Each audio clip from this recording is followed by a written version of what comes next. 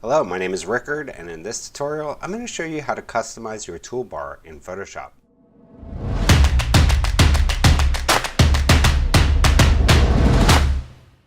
So, quite a few times I see people asking, hey, what happened to this tool? What happened to that tool?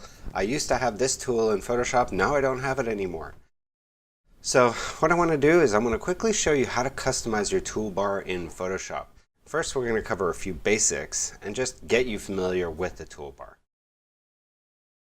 So here you can see the toolbar in Photoshop. Generally, it's one column of tools, and at the bottom here you have your foreground, background color, quick mask, and your different view modes. You can also make it two column by clicking on this little double arrow here, and that just puts all your tools in two columns instead of one column. Now, one thing you should note is that if a tool has a little triangle, like this one down here, that means there's more tools available if you click and hold down after clicking, and then you can access the additional tools here.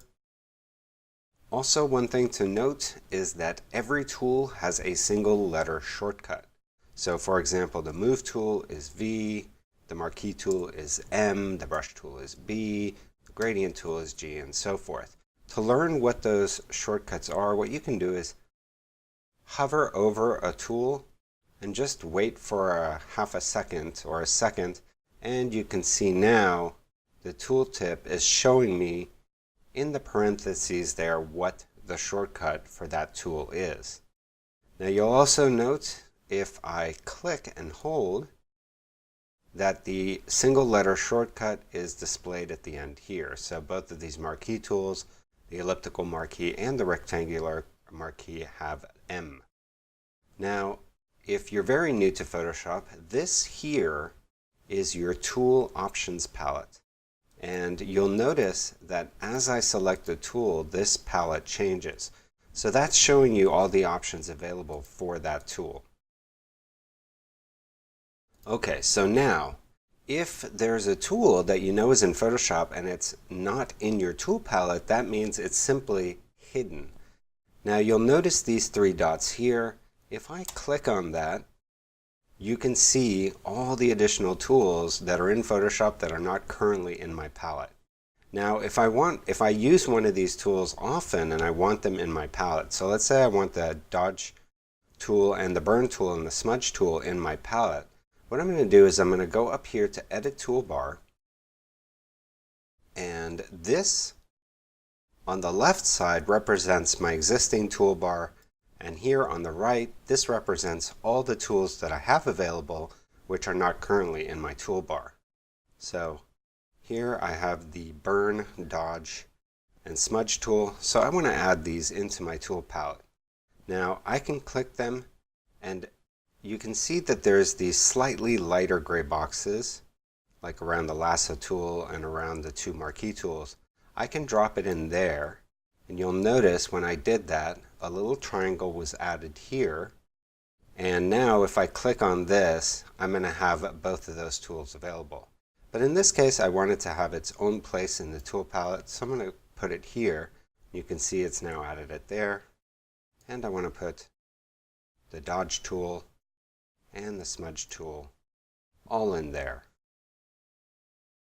Now if I hit done, you can see those tools are all here. Now you will notice here that the Smudge tool doesn't have a shortcut. So how to add a shortcut is you're going to go to Edit, Keyboard Shortcuts, and you're going to go Shortcuts 4, go down to Tools, and then we can scroll down here, find the Smudge tool in this list. There it is, Smudge tool. Click right there and then type in O. And then we can hit Accept.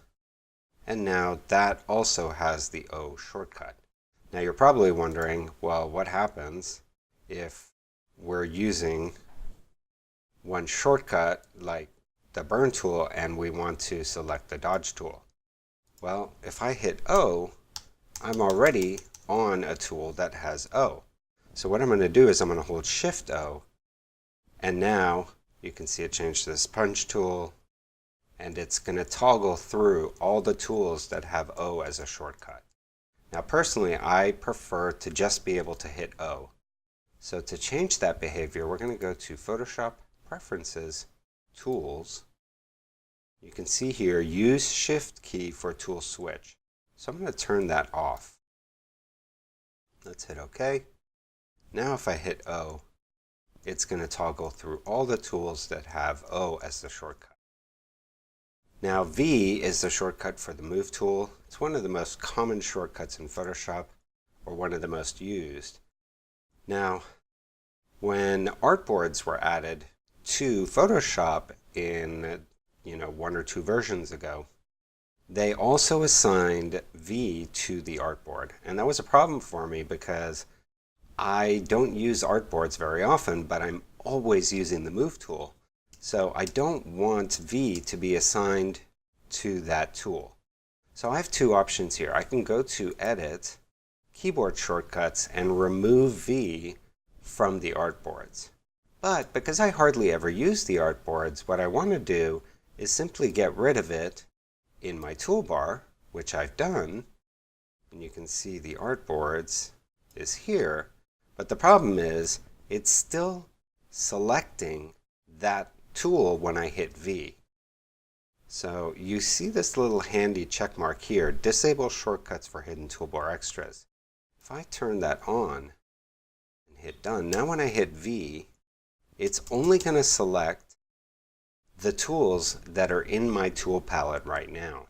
So for example, the sponge tool also uses the shortcut O, but you'll notice now it's only toggling through the tools that I have currently in my tool palette.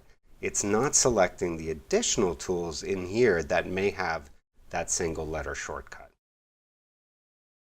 Okay, one last thing I want to show you in terms of customization of your tool palette is after you've made all your customizations and made your keyboard shortcuts, what you can do is you can save that as a workspace. So if we go here, New Workspace, you can call this My Workspace, or whatever you want to call it.